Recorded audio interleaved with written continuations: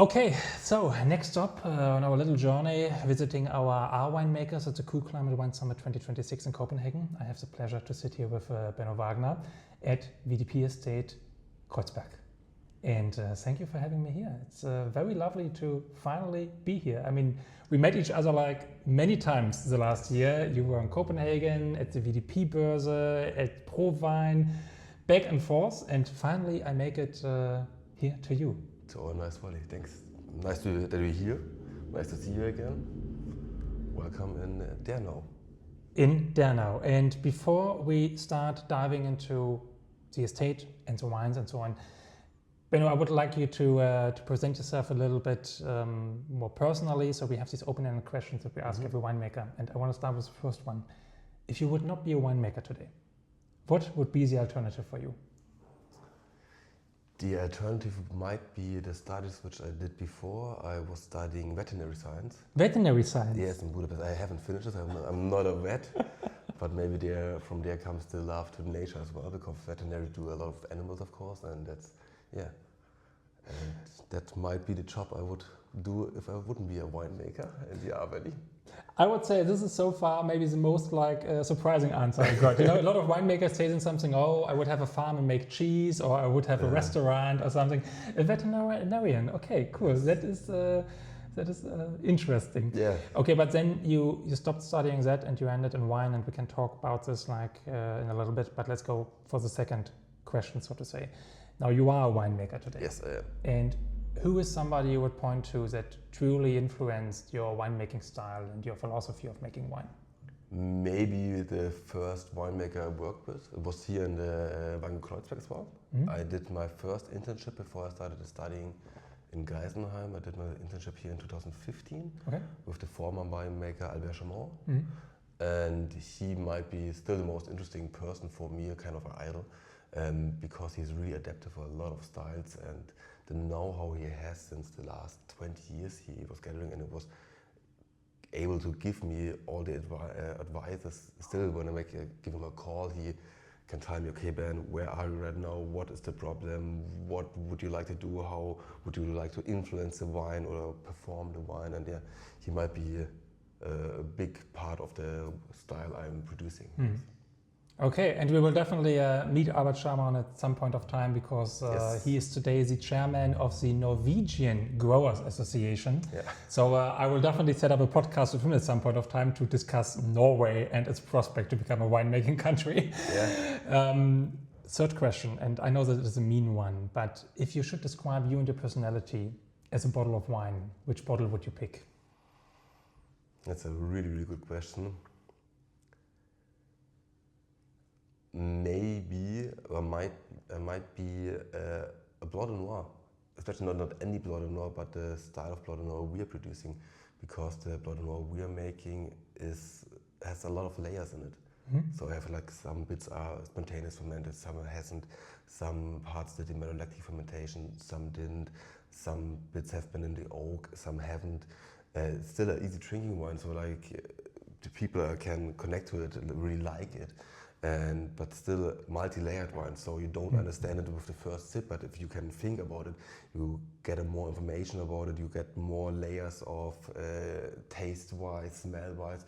So maybe that's maybe nice guy, but multi-layered. I'm not sure. It's a really, really hard question, but yeah. But I would like maybe the Blanc de Noir. But also you have also something useful in it, right? And something dynamic in the Blanc de Noir style, especially when we are here at the R Valley, which is really getting more and more popular. And if you didn't try Blanc de Noir from the R, I think people really should do that. Right? Should do that, definitely. Definitely. Try it. Buy it now. Perfect.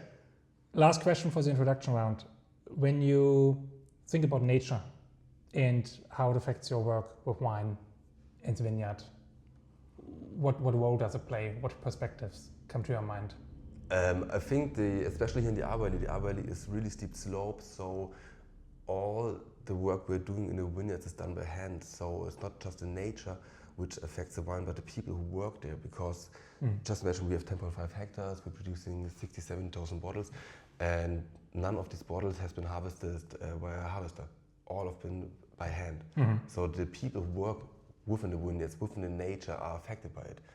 it might be like a really bad weather and you are annoyed by it, then it might be like a super hot day and you really enjoy it, or it's too hot. So I think it all comes together to the comparison to the connection between nature and the workers in the vineyards. I mean, you definitely have no chance here to hide yourself in the tractor, right? No, because no tractor is coming up there. It's too steep slope, but I think that's one of the unique things in the R Valley, because we only have 10% in the flat slopes, but for the 10% it's not worth buying a tractor, because it's only for this. So like everything's done by hand here. So like really the area makes the wines, not it's like the wine is not handmade or not man-made, so the area is making the wine. The area is making the wine, yeah. Okay, that's a beautiful reflection on that.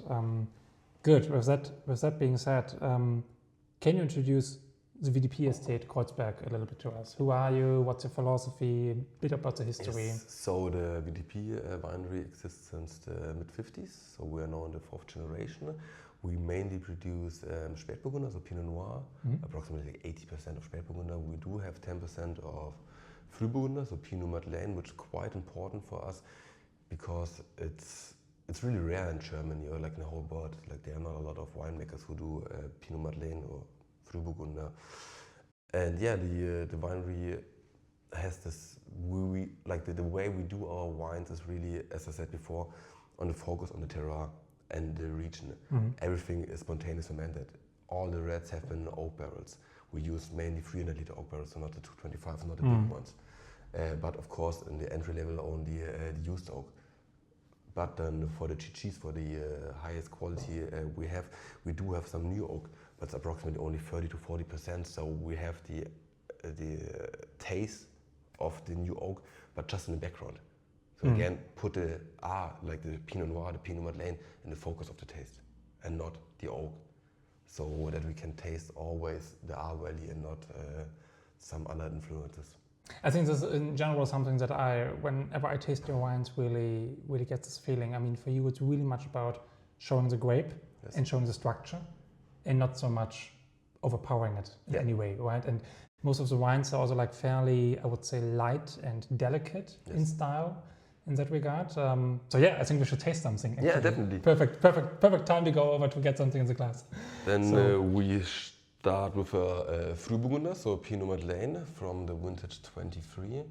This one has already been in the oak for 10 months. Just used oak, of course, because this is like the entry level of our Frühburgunder. We do have 3 different Frühburgunders. We do have a Frühburgunder as a basic one, or like entry one or basic one. Then we have like a village style wines, the Valpolicella, and of course the GG as well. And I think the interesting thing about Frühburgunder, from planting it from the vineyard part, is you do have an even thinner skin, and it's really early ripening. So the early ripening has some problems with it. The early ripening means we have those grapes are the first with color in the vineyard. Of course, the first thing with colors has sugar in it, and all the birds love it. So we lose a lot due animals eating it, and of course wasps as well. So it's really a competition against nature to make a good wine from it. And in the cellar, the same. I do have thinner skins than with the Pinot Noir, but I have the same extraction time. So making a really full-bodied or well-structured Pinot Madeleine is even more difficult than producing a good Pinot Noir. I have it like in the nose, like something really expressive. Actually, I really got it already. Like here, when you're like fairly far away from the glass, it really like tells you something. It tells you like freshness and acidity. It tells you I'm vivid, I'm lively in a certain way, which is very beautiful to say. And then I look at the bottle and I see 12% alcohol, and the story immediately connects. Right? I'm definitely not expecting a heavy bomb yet. Let's say.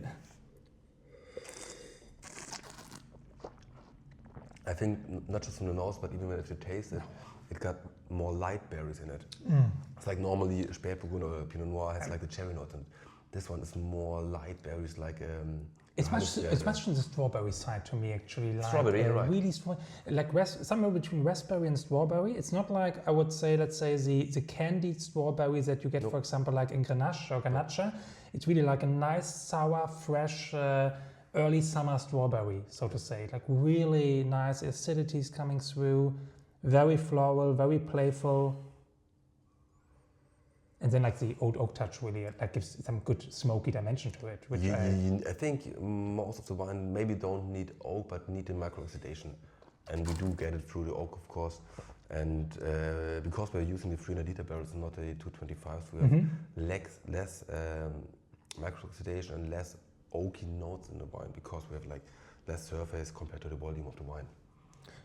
And speaking of Frühburgunder, now I talked to several of your colleagues and they are like really, with like global warming going on and they are getting hotter and hotter, they are all a little bit more in doubt about Frühburgunder. And I mean, we know from Denmark and Sweden, which are important countries for the Cool Climate Wine Summit, and also from the Polish winemakers, they're getting more and more happy about Frühburgunder because we suddenly come to a climate where it ripens very well. Yes. But I think you, and especially the 2024 vintage, probably has given a little bit of extra proof to it. You have probably the problem it has like bud break too early, and it's then very heavily affected by potential spring frost. Is that like an increasing problem that you have? The bud breaking is not that early, just the ripening is faster. But to like have a longer ripening, we put our Frühburgunder in not so steep and not so warm areas. Okay. So all of our, like we have three Frühburgunder, 3 different kinds, 3 different areas, and they're all, for example, this one is on the other side of the valley. In the north-facing slopes. Yes. Okay, good. Because they're not so warm. Then the next, or the middle class one, the Valpolicella, is on top of the mountain where like the slopes are not as steep. The third one, the GG, is in the Hartberg. And you know maybe Pfarrwinger is one of the most famous vineyard sites here in Dernau, and it's really, really steep slope. And just on top of Pfarrwinger are 2 vineyard sites called Hartberg, and they are not as steep. So we have a cooler vineyard site. So we have like a longer ripening in the same area. If I put this one in a warm Pinot Noir side, it will ripen 3 weeks earlier, yes. But because we're putting it in a cooler side, it's well leveled. So it's again all like also like what we heard from like many other winemakers in the region here. I mean, it's really a very classic terroir region where it's really important to know your site, know your slope, think about what can you plant here that makes sense, right? Yeah. Many tell me like even in the hot slopes, for example, they now prefer somehow like early morning shading, right? Some where you have a small forest next to it or something like this is really preferable because it's getting so hot up there. So it's interesting how the whole region is like in a certain development and rethinking actually how to cope with it. Yeah, you have to adapt to cope with the nature because you can't change it. It's like that's the one thing everybody here says, we can't change it, we have to live with it. Yeah, that's right, but like many people always complain, oh, it's not raining, we have too much sun, we have too less sun, it's freezing again. I think if you can't change something, you shouldn't complain about it, you have to adapt it. And the good thing is like, for example, with the Frühburgunder or in general with any grape variety around the world, it's getting hotter everywhere, definitely. That's the reason why we can make wine in Norway. In Denmark and Norway, yeah, exactly, for that regard, yeah. Or Denmark as well, or like in the south of the UK, they're not reducing just sparkling anymore, they do produce still wine now as well. Amazing still wines by now, actually. It's really, we tried really, the one, tasting. Really great development going on there. Before heading to the next wine, tell us a little bit about yourself, because you are actually not from here, right? Or no, I was born in the suburb. I was born in Munich and was born and raised there. And yeah, I've been here the first time in 2015. So with 24 years, 23 years. And yeah, and since then I'm always here. Of course, I've been to Geisenheim 2015 to 2019. 2017, I've did an internship in Canada, Okanagan Lakes. So cool climate as well. And then in 2018, I've been definitely to a quite warm region. I did an internship in the Valpolicella with Giuseppe Quintarelli, and did some Amarone there, and was quite interesting. Yeah, but originally from Munich, yeah, Bavaria. beer country. You know, I'm also, people ask me also like what my relation to the wine industry is, and so I'm like, yeah, I'm from Berlin, you know, I grew up with beers and pubs too, so not really. Also around Berlin and Brandenburg, like there's some serious stuff going on with Solaris, but it's not as fun as this stuff here, let's say it like this. The old style here. Yeah, let's, shall we have another taste of something? I think you also have probably, let me guess, a Spätburgunder ready for us. I do have some Spätburgunder, but we try Solaris. It would surprise me if you wouldn't. So the next one we are tasting is a GG, so Germany Großes Gewächs from 22. It's called Silberberg and it's located in Ahrweiler. We do have several GGs, but this one is my favorite because it's typical for the Ahrweiler. We do have like a lot of slate in the soil.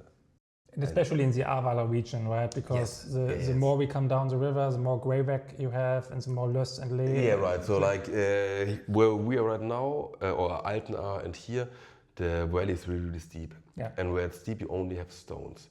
Going further down, the downstream, the valley flattens out. And where it's flatter, you have more of the small stuff, so the clay and the Löss.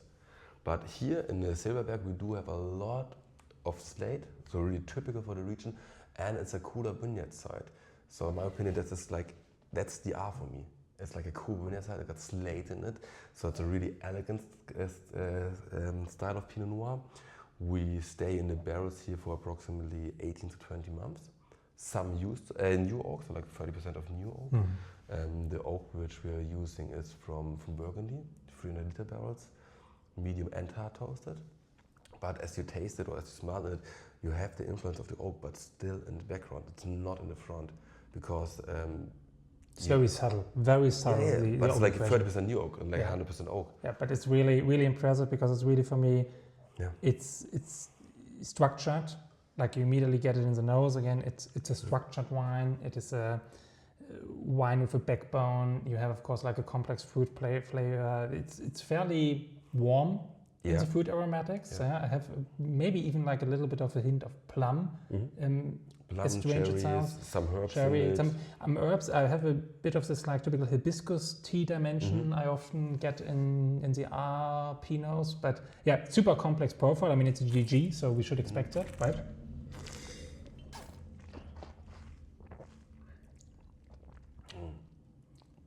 Now you got plenty of tannins. Spicy, edgy. Tannins, right, edgy. It's quite funny always.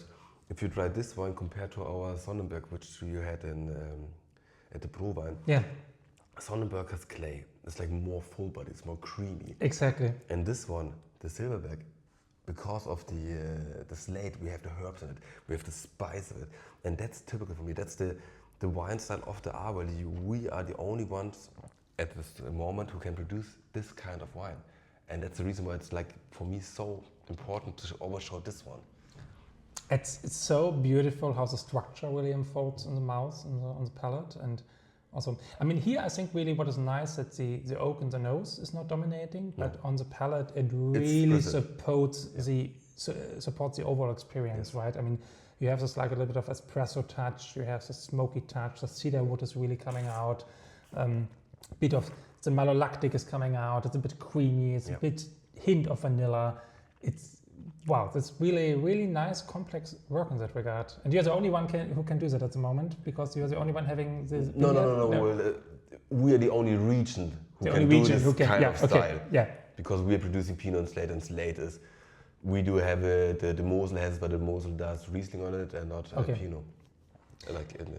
But this is really the nice thing along the R, right? I mean, why you can start on the so to say on the upper side of the river with the slate wines that are really these structured wines, these mineral and lean wines, and you go to the middle R valley where you have the Löss, the clay, and the Greyback, and then you get the fruitier wines, and then you go to the basalt at the end, right? Yeah. And you get the volcanic touch. Yes, I mean, yes. It's such a great journey that teaches you terroir in such a unique way. So, as I said in all the other interviews with winemakers, people, please pack your stuff, go to the R, visit it, see it if you haven't done so. And especially it's a really, really small area.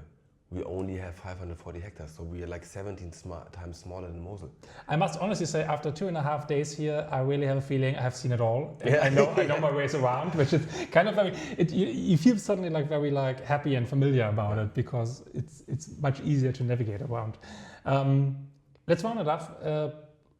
I mean, we see you in January at the Cool Climate Wine Summit. Very happy to have you on board together with many other great art producers because I think it's a very important Cool Climate Wine region to promote.